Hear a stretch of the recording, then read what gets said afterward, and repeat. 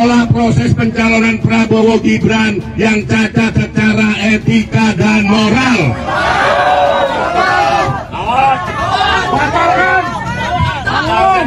Batalkan proses pencalonan Gibran yang cacat secara etika dan moral.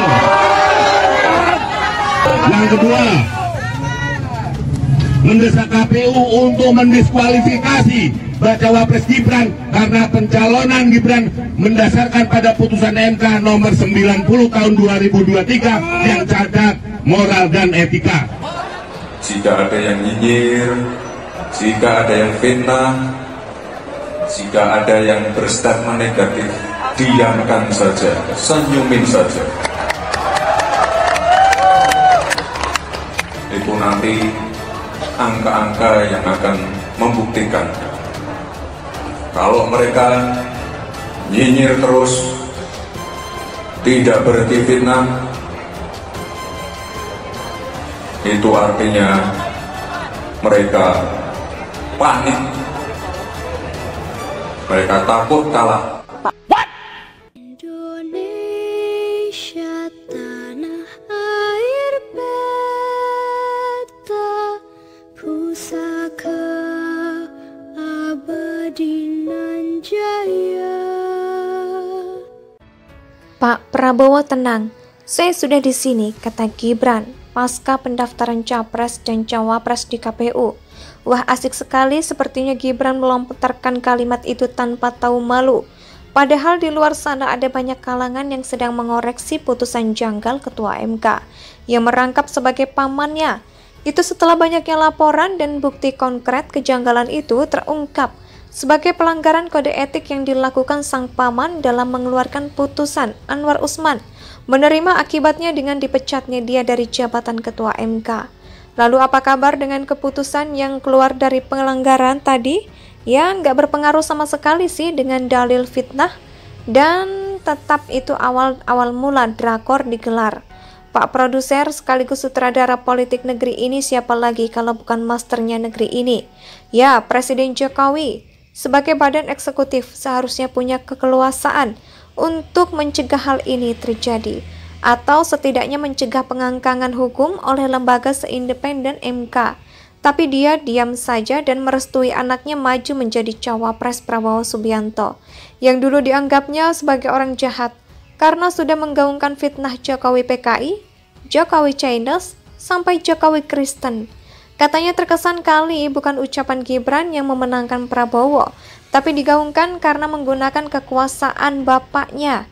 Dalam kontestasi Pilpres nanti kan kalau bukan pakai alat negara, tidak mungkin Gibran bisa setenang itu karena majunya dia menjadi cawapres berasal dari penabrakan konstitusi alat negara, dijalankan untuk menghalangi langkah mereka berkuasa di negeri ini.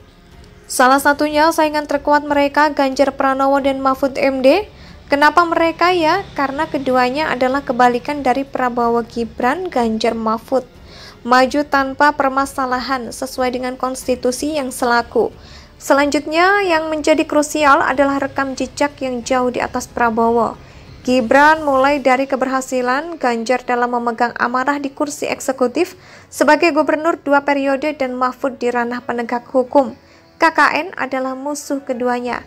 Dalam menjalankan tanggung jawab, Ganjar dinilai banyak memahami kebutuhan rakyat, sehingga urusan kenegaraan maupun geopolitik menjadi keahliannya. Dari duduk di kursi legislatif, dia sudah banyak berbaur dan menampung aspirasi rakyat pun saat 10 tahun mengomandoi Jawa Tengah. Banyak program yang dijalankan dengan keberhasilan yang nampak di depan mata. Bukan begitu juga dengan Mahfud yang banyak dicari rakyat untuk mencari keadilan. Integritas keduanya tidak diragukan lagi. Apalagi Mahfud juga sudah teruji selama menjalani amanah sebagai yang mulia di kursi Ketua MK selama 2 periode loh. Sedangkan Prabowo dengan masa lalu pelanggar HAM berat, dipecat dari dunia militer dan banyak polemik yang ditimbulkan selama menjabat di Menhan. Yaitu sudah dapat dirumuskan bahwa dia bukanlah seorang calon pemimpin. Lihat saja 5 tahun terakhir dengan program strategi nasional ketahanan pangan atau food estate yang gagal dan mangkrak ini, membuat Komcat tanpa pemberdayaan mempermalukan negara dengan proposal perdamaian Rusia-Ukraina yang tidak berpihak pada korban pelanggaran HAM. Semena-mena membeli pesawat bekas dengan utang sampai menjalin kerjasama dengan pihak luar. Di saat negara kita lebih dari mampu menyediakan atribut militer, begitu kok nyuruh rakyat untuk cinta tanah air. Ya sama saja dengan manis di mulut pahit di kenyataan dong. Belum lagi dengan Gibran yang baru 2 tahun menjadi wali kota. Sudah dapat apa saja, dia bisa menghadirkan artis Korea. Sampai mengadakan konser-konser itu, modalnya dari mana? Itu perlu dipertanyakan lagi. Satu-satunya yang diandal mereka itu hanya kekuatan nempel nama Pak Jokowi. Tapi nggak secara umum sih dan luasnya, karena negara kita kan demokrasi ya. Dan demokrasi tertinggi di negara ini bukan presiden yang mengomandoi alat negara untuk mencabuti baliho Ganjar Mahfud, mengintervensi dan mendiamkan intimidasi kepada pendukung Ganjar. Tapi demokrasi tertinggi negara ini dipegang oleh rakyat loh. Pak Prabowo tenang, saya sudah di sini, kata Gibran, pasca pendaftaran Capres dan Cawapres di KPU. Wah, asik sekali sepertinya Gibran melontarkan kalimat itu tanpa tahu malu. Padahal di luar sana ada banyak kalangan yang sedang mengoreksi putusan janggal Ketua MK yang merangkap sebagai pamannya.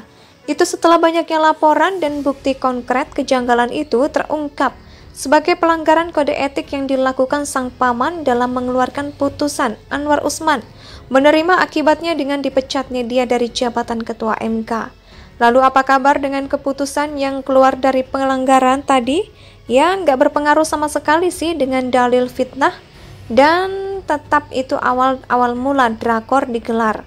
Pak produser sekaligus sutradara politik negeri ini siapa lagi kalau bukan masternya negeri ini? Ya, Presiden Jokowi. Sebagai badan eksekutif seharusnya punya keleluasaan untuk mencegah hal ini terjadi, atau setidaknya mencegah pengangkangan hukum oleh lembaga seindependen MK. Tapi dia diam saja dan merestui anaknya maju menjadi Cawapres Prabowo Subianto, yang dulu dianggapnya sebagai orang jahat karena sudah menggaungkan fitnah Jokowi PKI, Jokowi Chinese, sampai Jokowi Kristen.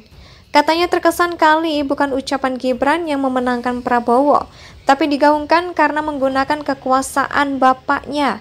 Dalam kontestasi Pilpres nanti kan kalau bukan pakai alat negara, tidak mungkin Gibran bisa setenang itu karena majunya dia menjadi Cawapres berasal dari penabrakan konstitusi alat negara, dijalankan untuk menghalangi langkah mereka berkuasa di negeri ini.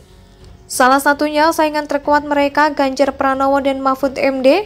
Kenapa mereka ya? Karena keduanya adalah kebalikan dari Prabowo Gibran, Ganjar Mahfud. Maju tanpa permasalahan sesuai dengan konstitusi yang selaku. Selanjutnya yang menjadi krusial adalah rekam jejak yang jauh di atas Prabowo.